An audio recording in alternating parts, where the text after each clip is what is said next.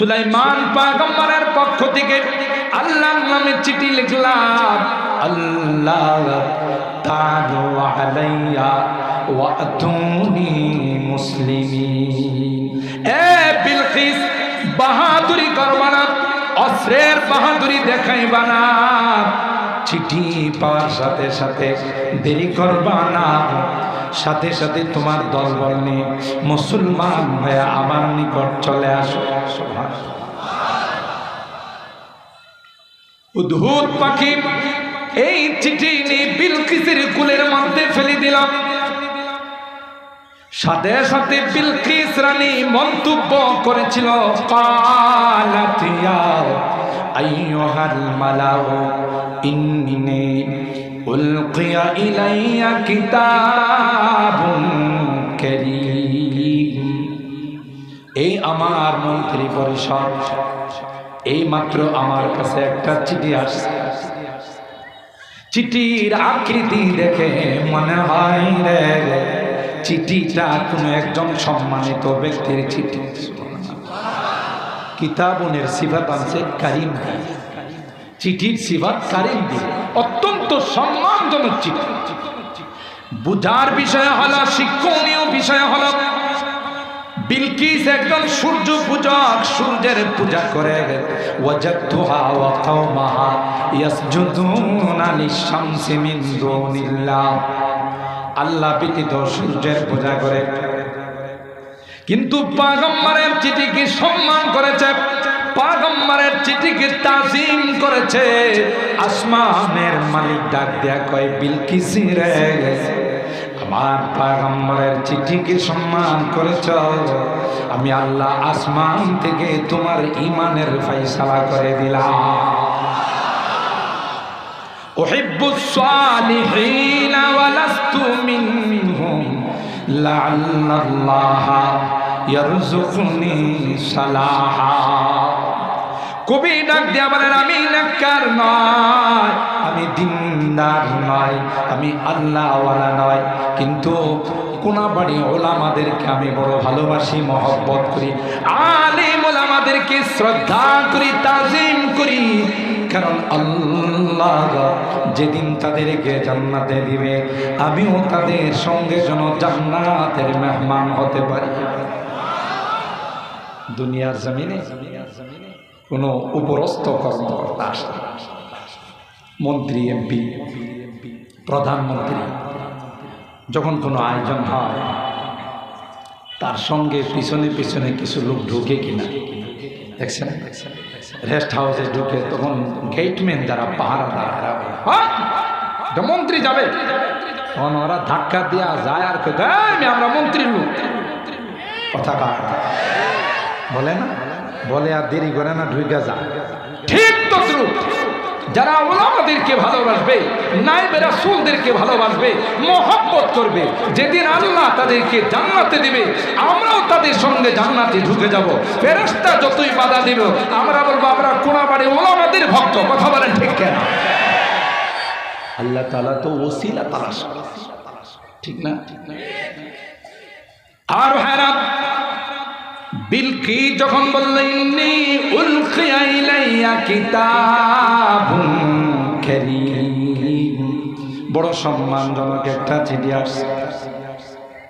সবাইকে নিয়ে বসলেন, পরামর্শের জন্য বসলেন।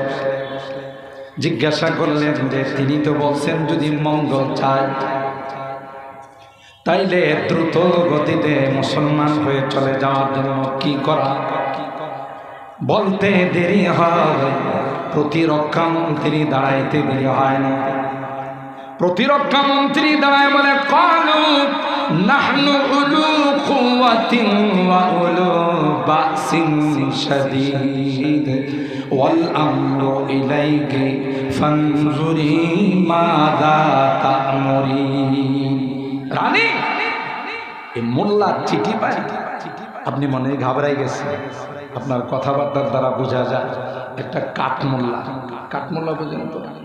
আগে বলতো বেশি, আগে মাদ্রাসায় যারা পড়তো আলেম ওলামা তাদেরকে কাঠমোল্লা বলা হতো, আর বলতো মাদ্রাসায় পড়লে ভাত পাওয়া যায় না।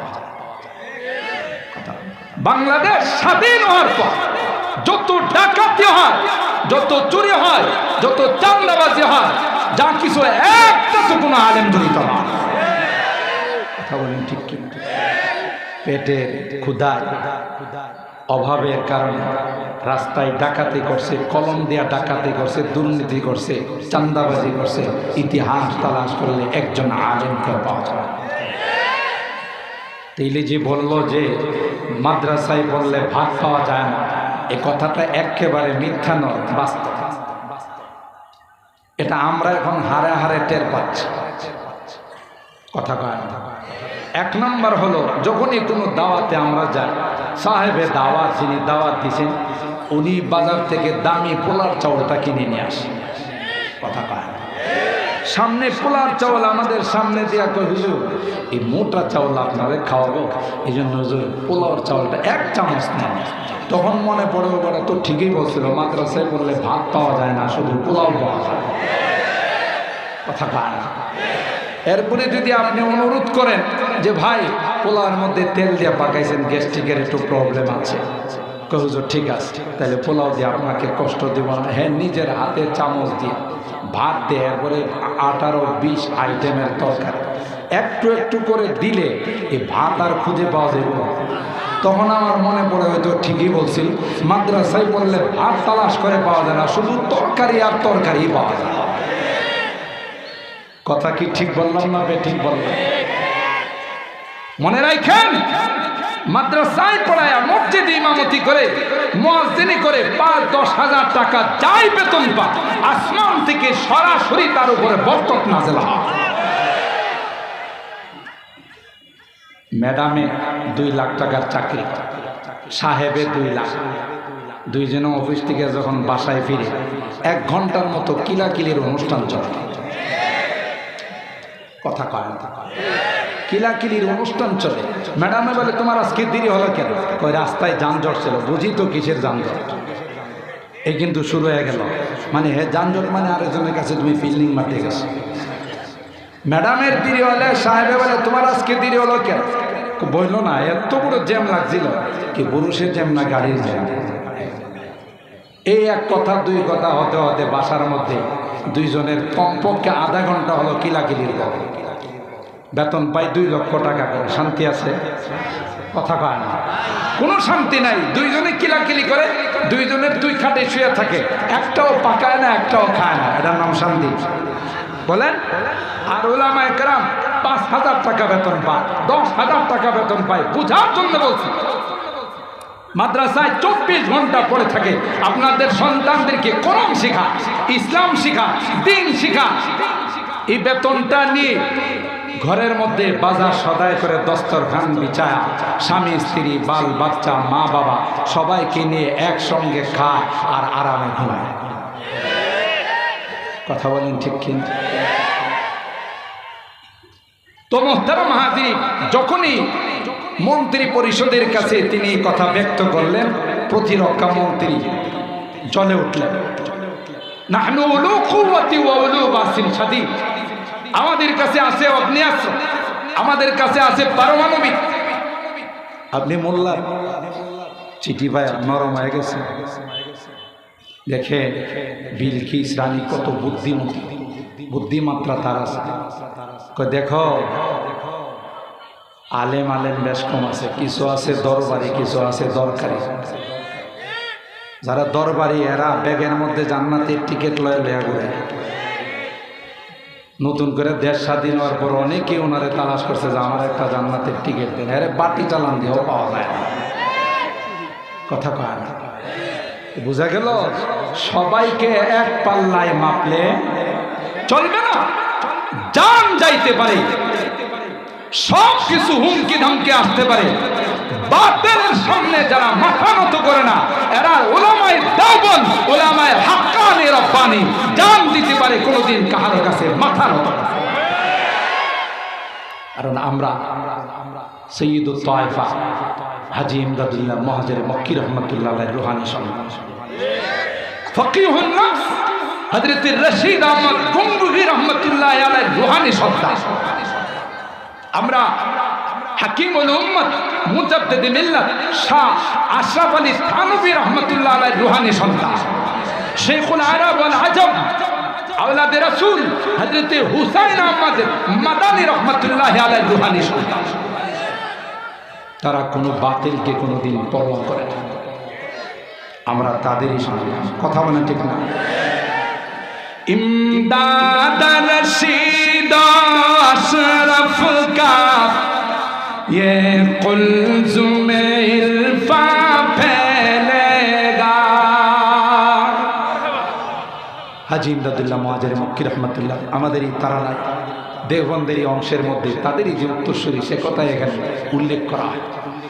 ইমদাদ রশিদ আশরাফ কা ये कुल्ज़ुम इल्फा फैलेगा, ये शजरे तैयब फैला है, ये शजरे तैयब फैला है, ताउसात इनका फैलेगा, इल्म हुनर का गहवारा तारीख का वो शहपारा है, हर फौलिहाय के शोला है, हर शर्वा यहाँ में नारा है अज़्म हुसैन अहमद से बपा हंगामाए गिरोदारिया।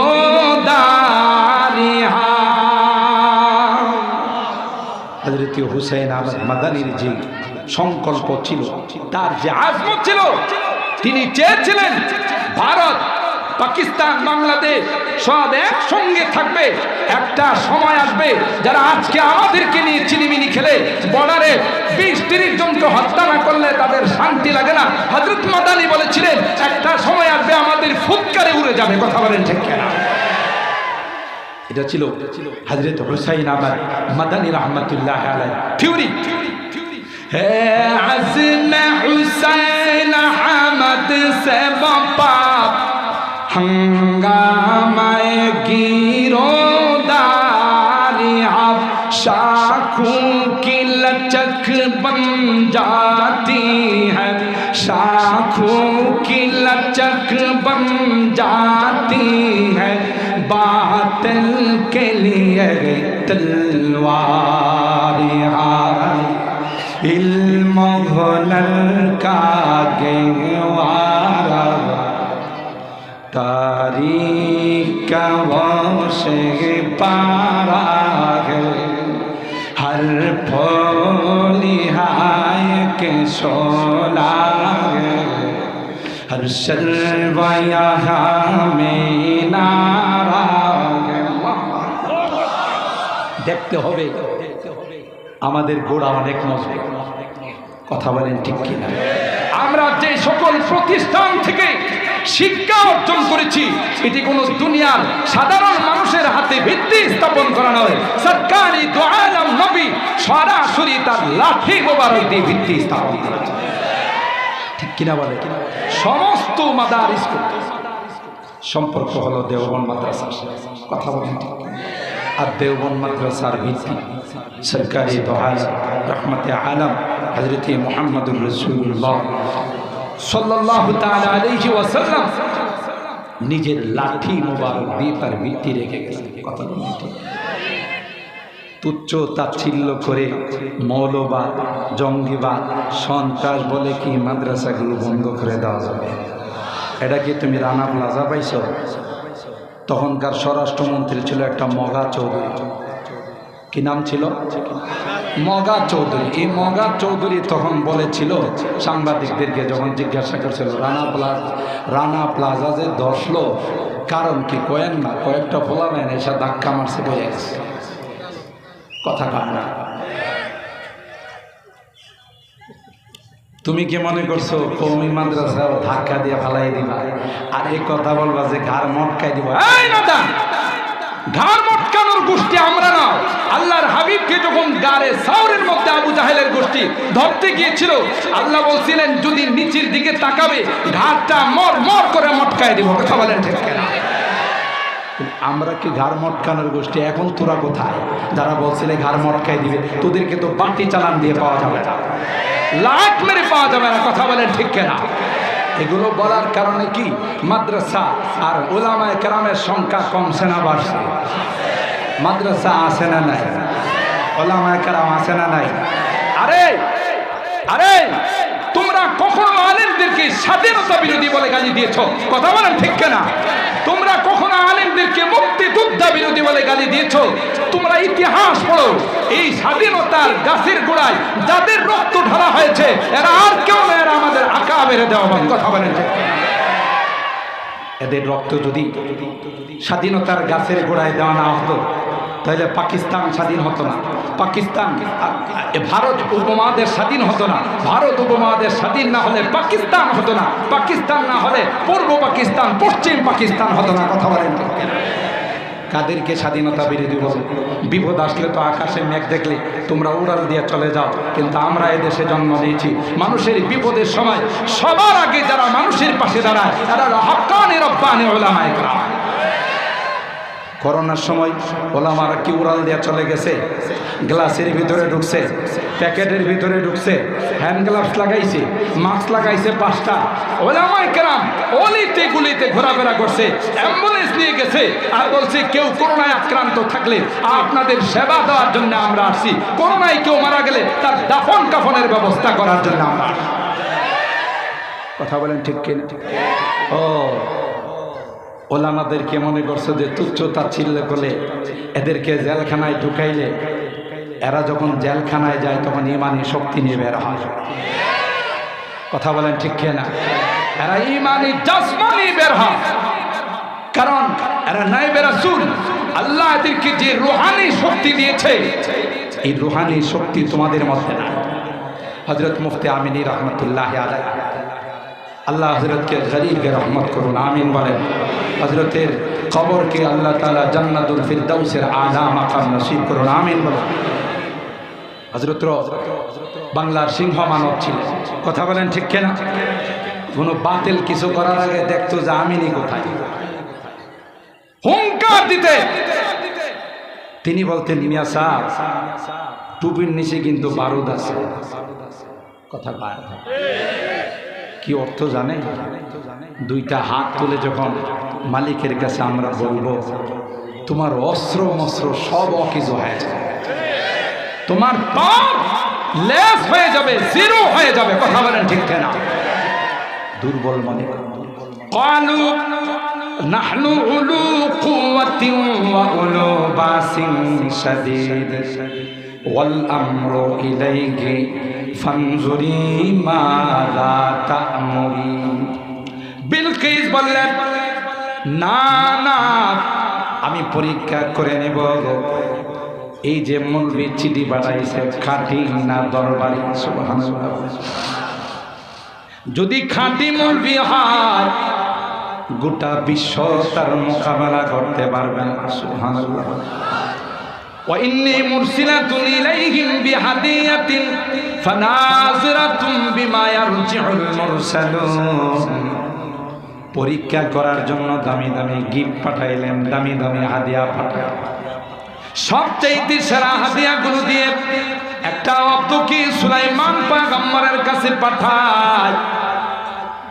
যদি টাকা পয়সা পায়া দামি দামি জিনিস পায়া যদি মৌলবীর মূল ঘুরে যায়, যেমন বাল্লাম ইবনে বাউরা দুনিয়া পায়া তার আসল জিনিসকে হারিয়ে ফেলেছে। কথা বলেন ঠিক কি? তাইলে মনে করবো এই মৌলবীকে সাইজ করা কোনো ব্যাপার নয়। আর যদি হাদিয়া পাওয়ার পরও তার অবস্থানের উপর অটল থাকে গোটা বিশ্ব মিলে তার মোকাবেলা করতে পারবে না। আপনারা ইতিহাসের কিতাব পড়েছেন, আল্লাহর হাবিব গারে সাওর থেকে যখন বের হলেন চতুর্দিকে আল্লাহর হাবিবকে তালাশ করার জন্য আবু জাহেল লোক লাগাইছে আর বলেছে মুহাম্মদকে যদি কেউ পাও আমার হাতে যদি ধরাই দিতে পারো তাকে 100 লাখ পুরস্কার দাও। সুরাকা ইবনে মালিক ইবনে জুসুফ একজন দুশমন আল্লাহর নবীর তালাশ করতেছিল ঘোড়া নিয়ে। হঠাৎ করে আল্লাহর পয়গম্বরকে দেখা যায়। আল্লাহর পয়গম্বর আবু বকর রাহবর সাথে সুরাকা তার ঘোড়া নিয়ে আল্লাহর পয়গম্বরকে ধরার জন্য যখন সামনে অগ্রসর হয়, ঘোড়াটা সামনের দিকে যায়, এক কদম দুই কদম আগায়, কদম নিচের দিকে চলে যায়। আল্লাহু আকবার। কারণ আরবের মাটি তো আমাদের দেশের মতো নরম মাটি, কথা কয় না, পাথরের মাটি, পাথর। কিন্তু ঘোড়াটা সামনের দিকে আগায়, পাটা নিচের দিকে চলে যায়। একবার দুইবার চাবুক মায়েরা ঘোড়াতে উঠায়। তৃতীয়বার যখন পাটা ওঠে, ঘোড়ার পায়ের নিচের থেকে ধোঁয়া বের হতে শুরু হল। সুরাকার বুঝতে বাকি নাই এখানে আগুন কোত্থেকে আসবে, ধোঁয়া কোত্থেকে আসবে, বুঝা ফেলাইছে এটা খোদায়ে কুদরত। কথা বলেন ঠিক কিনা? আল্লাহর পয়গম্বরের কাছে হাত জোড়াত করে বলে, পয়গম্বর এ মুহাম্মদ, মাফ করে দাও, ক্ষমা করে দাও, আমি আর তোমার দিকে অগ্রসর হব না। আমার বুঝতে বাকি না, এটা আসমানি লীলা খেলা শুরু হয়ে গেছে। সুবহানাল্লাহ। আল্লাহর হাবিব বললেন, যাও, তোমাকে মাফ করে দিলাম, আমাদের সন্ধান কাউকে দিতে পারবা না। আর ভাইরা, কিছু দূর আসার পর আবু জাহেলের সঙ্গে দেখা। আবু জাহেল বলে, সুরাকা কোন খবর আছে? সুরাকা কয়, বড় খবর আছে। আবা হাকামি ওয়াল্লাহি লাউ রাআইতাহু লিআমরিন জুআদিন তাসুহু খাওয়াইম আলিমতা ওয়া লাম তুশাক্কিক বিআন্না মুহাম্মাদান রাসূলুম বিবুরহানিন ফামান যা ইউকাবিমুহু। আল্লাহু আকবার। এ আবু জাহেল, যেই দৃশ্য আমি এখন দেখেছি, গোটা বিশ্ব মিলে যদি মুহাম্মদের মোকাবেলা করতে, আল্লাহর কসম করে বললাম, এ আবু জাহেল, না না, গোটা বিশ্ব মিলেও মুহাম্মদের মোকাবেলা করতে পারবে না। আলাইকা বিকাফিন নাসি ফাইন্নাহু, আমার নসিহত হলো, পরামর্শ হলো, নিজেও মুহাম্মদের পিছনে লাগো, অন্যদেরকেও লাগার থেকে বিরত রাখো। মুহাম্মদের পতাকা গোটা বিশ্বের মধ্যে উড্ডীন হয়ে যাবে, কেউ তাদের মোকাবেলা করতে পারবে না, কারণ এরা আল্লাহ প্রদত্ত শক্তি নিয়ে আসছে। কথা বলেন ঠিক? হযরত সুলাইমান পয়গম্বর এই হাদিয়াগুলো পাওয়ার পর হাদিয়াগুলোকে লাঠি দিয়ে ফেলে দিয়ে বলে, ফালাম্মা যা সুলাইমানা ক্বালা আতুমিদ্দুনানি বিমাল। ও, টাকা দিয়ে কিনতে আসছো তাই না? আমাকে আল্লাহ নবুয়ত দিছেন, রাজত্ব দিছেন গোটা বিশ্বের বাসে, তাড়াতাড়ি যা, তোর বিলকিসকে বল, যদি মঙ্গল চাই দ্রুত সবাইকে নিয়ে যেন মুসলমান হয়ে আসে, এগুলো আমি তোয়াক্কা করি না। সুবহানাল্লাহ। আমার ভাইরা, খবর পৌঁছে গেল, বিলকিস তাদেরকে বলল, না না, পরীক্ষা হয়ে গেছে, জেল জুলুম হতে পারে, অন্যায় হতে পারে, রিমান্ডে নিয়ে নির্যাতন হতে পারে, কিন্তু এদের জুবান দিয়ে হক কথা কোনোদিন বন্ধ করা যাবে না। সুতরাং চলো, সবাই মুসলমান হয়ে চলে যায়। সবাইকে নিয়ে রওনা দিলেন হযরত সুলাইমান পয়গম্বর। উপস্থিত যারা ছিল তাদেরকে বললেন, কে আছো আইয়ুকুম ইয়াতিনি বিআরশিহা ক্বাবলা ইয়াতুনি মুসলিমিন। তার সিংহাসনটা অবিকল আমার দরবারে পেশ করতে পারবে। একজন ইফরিত, জিনের একজন লিডার, একজন আলেম দাঁড়ায় বলল, আনা আতিকা বিহি ক্বাবলা আন তাকুমা মিন মাকামি। এ বাদশা, আমাকে যদি পারমিশন দেওয়া হয়, আপনি দাঁড়ানো আর বসতে যেটুকুন সময় লাগে তার পূর্বে আমি সিংহাসন উপস্থিত করে দিতে পারি। হযরত সুলাইমান কয় এত সময় আমার কাছে নাই, এর চাইতে দ্রুত কে পারবা একটু দাঁড়াও।